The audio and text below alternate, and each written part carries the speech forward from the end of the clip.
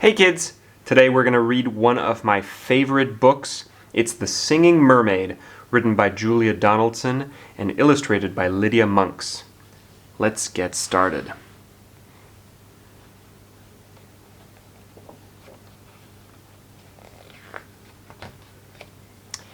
Did you ever go to Silversands on a sunny summer's day? Then perhaps you saw the mermaid who sang in the deep blue bay. She sang to the fish in the ocean, to the haddock, the hake, and the ling, and they flashed their scales and swished their tails to hear the mermaid sing. And sometimes the singing mermaid swam to the silvery shore. She sat and combed her golden hair, and then she sang some more.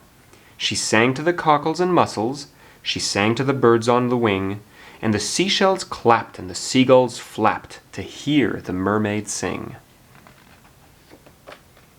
When Sam Sly's circus came to town, Sam took a stroll by the sea. He heard the mermaid singing, and he rubbed his hands with glee. He said, "I can make you famous. I can make you rich," he said. "You shall swim in a pool of marble and sleep on a fine feather bed. You shall sing for the lords and the ladies. You shall sing for the queen and the king. And young and old will pay good gold to hear the mermaid sing." "Don't go, don't go," cried the seagulls, and the seashells warned, "He lies." But the mermaid listened to old Sam Sly and smiled as she waved her goodbyes.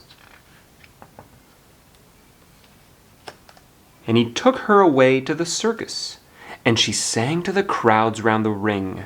And more came the deafening roar when they heard the mermaid sing. Now the mermaid shared a caravan with Annie the acrobat, and Ding and Dong the circus dogs, and Bella the circus cat. And she made good friends with the jugglers, and the man who swallowed fire, and the clown with the tumble-down trousers, and the woman who walked on wire. But she wasn't friends with old Sam Sly. No, she didn't care for him, for he made her live in a fish tank where there wasn't room to swim, and there was no pool of marble, there was no feather bed, and when she begged him, "Set me free," he laughed and shook his head. All summer long the circus toured, all autumn, winter, spring, and many a crowd cheered long and loud to hear the mermaid sing.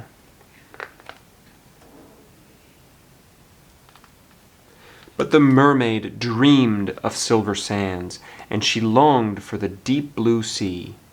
And her songs grew sad, and again she said, "I beg you, set me free." But again he laughed and shook his head, and he told her no such thing. Here you will stay while people pay to hear the mermaid sing.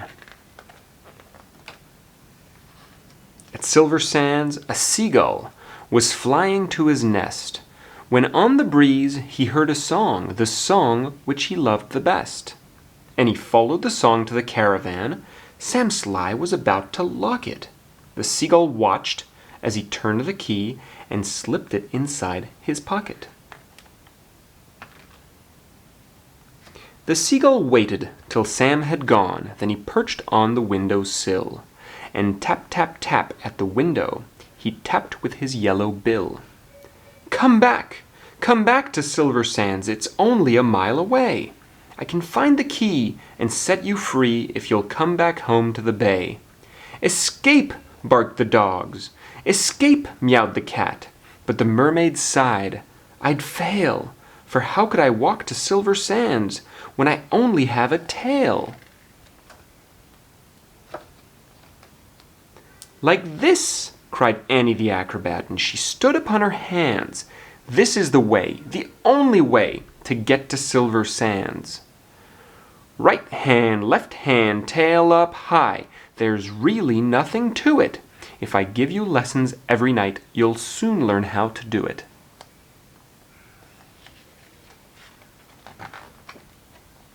Next week, while Sam was snoring, the seagull stole the key.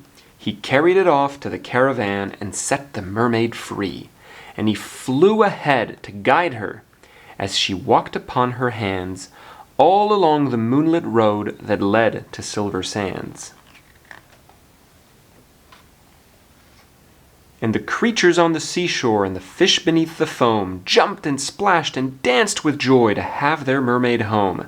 And she sang to the cockles and mussels, she sang to the birds on the wing, and the seashells clapped and the seagulls flapped to hear the mermaid sing.